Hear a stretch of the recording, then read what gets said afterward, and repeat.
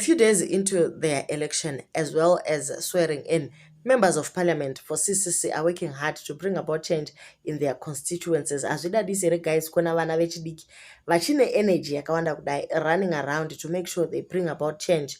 Richard Tsvangirai has put in place ways of getting information and making sure that everyone is included. My advisory panels, development panels, civil societies, all residents associations, they are supposed to meet and discuss the way forward to make sure Norton is a better place. Okay, fadzaimahere has also put in place a chatbot where you can reach her and you leave all the messages and whatever change that you want effected in Mount Pleasant.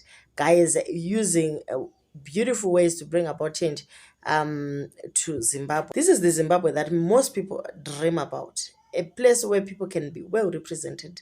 Kwete kuva members of parliament that are going to go to parliament and sleep there, or they just sit around and watch people suffering, pasina contact, and people actually detached. Unoona munhu no represent Gokwe achigara kuHarare. How do you even know what's happening in Gokwe when you are hardly there?